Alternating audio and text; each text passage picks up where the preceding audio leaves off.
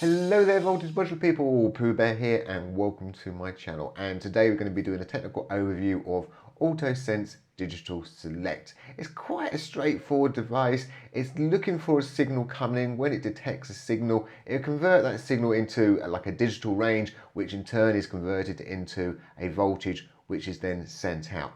That is basically it. So you put your inputs on into each of these. You don't really stack them. If you do stack them, you need to obviously manage it yourself, but you put your individual inputs in. When the signal actually changes, it will automatically select that particular port. That port then will then say, right, this is the number I've set, and basically you just come here and you can just scroll these up and down, and then that in turn has got a range. So the range is down here, so we've got a -5, +1, a +5, +1, and we've got like a note range.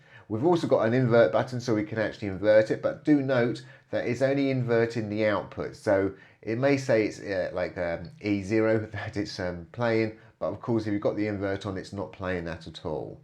And it's the same with say if you go to 1 volt, it's still saying the digital 16, but a digital 16 inverted is minus blah blah blah, and if it's not inverted, it's the other way round. It's that straightforward. We have an out button, so you don't have to remove the output port. You can actually pause it. It's a bit like a pause, so you can just turn it off.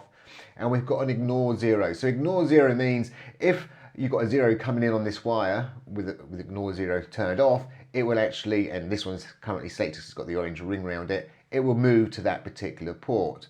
If ignore zero is on and that dropped to a zero, it won't bother. So where that comes in handy would be if you're actually sending in some gate or some trigger information. And this is really roughly where this kind of module sort of came in from. The idea of really is using sort of more gate data. So the signal will come in, it'd be a high signal. Another signal will come in on a different port, so that port will be selected. Then this gate could close. Well, do you want that port then to go to that closed gate? Because even though that gate's closed, it's gone to a zero, so it's changed its value, so it could be selected. With ignore zero on, it would say, okay, I'm going to ignore that one, and then the last gate I held open, say onto the other port, it will actually hold that open. So actually, let's have a few quick demonstrations of this in action. As you can see, I've actually brought some friends along. I tried to bring a variety of different kind of friends. We've got some gate information, we've got some fluctuating CV signal, which we can obviously move using the DC source. We've got ourselves an envelope, which is again similar to a gate and a fluctuating CV. And we're going to have some randomization pumped into here as well. By the way, the ports on this select, I have a priority from the lowest to the highest. So if a signal comes in more than one wire at exactly the same time, the higher port will actually have priority. But obviously bear in mind the type of signal, what's coming in. So as well, I'd say bear in mind, like this gate signal, it's activated.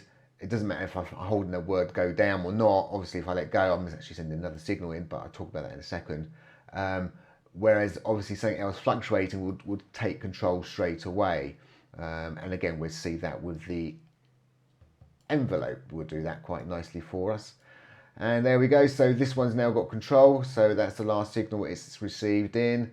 I say this is a fluctuating one, but yeah, there we go. It's just a solid signal, and we can actually view these with the big counter so you can see what's going on. Say just because I'm moving this, it's only one count it's going to go in because it's activated it once, and that's what it's sent out. It doesn't matter how many times that the signal's coming in. I say in a second that should actually then kick back in again. There we go, LFO's kicked in, so we've got a sales account going up. And I'm going to do something now which may look a little bit confusing. So I'm actually going to de-wire the LFO so it doesn't actually muddle up the mix, because it will muddle up the mix a little bit. I'm going to fire off my envelope, and because I say this has got a very, very slow release, I'm then going to fire my gate in. Now my gate's got a higher priority. It's going to activate, but you're not going to see it because it's going to happen so quickly. This is going to fire off. This is going to kick in. I'm going to let go of the word go, which means it's going to send in a 0 volt, which will take control again, and then this will kick in again. And we'll be able to see it on our counter. So I'm going to hit reset to reset. In fact, no, I'm going to hit gate, then I'm going to hit the reset, and then I'm going to hit my try gate and let go of it, and you should see a count of 4. So I'm going to hit gate, I'm going to hit reset, hit my go, and we get ourselves a count of 4, as I said. So this has come in, activated, this immediately, because on the next sample is saying, hey, I'm going down, so I've activated, I've let go of my go, which is 0.25, so that's activated, and then again, this is immediately kicked in, and hence why we got a count of 4. If I was to actually say, let's ignore zeros, here we go, and I'm going to repeat that test, we'll only get a count of 2, because this is obviously a tri-gate, which is going from a 5 volt down to a 0 volt. So again, I'm going to hit gate, reset over here, hit go there, and there you go. There is our count of 2. So I say the go came in and it immediately went down. But as I say, if I got this going and you watch this here, it's because of the way the screen's updated and everything, it's happening so quickly that this is one's coming in. It doesn't have chance. The DC source kicks out a lot of information, i.e. you can actually pump out, you wiggle it fast enough, you can nearly get 48,000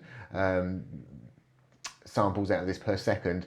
So if I was to hit gate and then to wiggle this around, you can see this is kicking in. But as soon as I sort of pause, I only have to pause only literally a microsecond, and then the envelope's kicking back in again, because I say that release is going down. Try not to, sorry, I hope I'm not confusing you by saying that sort of thing, but just something to bear in mind, just in case you're looking at this and you're thinking, oh, it wasn't moving. Yeah, things are happening internally, it's just happening very, very, very quickly indeed. But anyway, that's a rough usage of AutoSense. I will go into full demonstrations where I actually use this in much more of a project, and you'll be able to see how that really does work in a more of a live environment. Thank you for watching, and bye for now.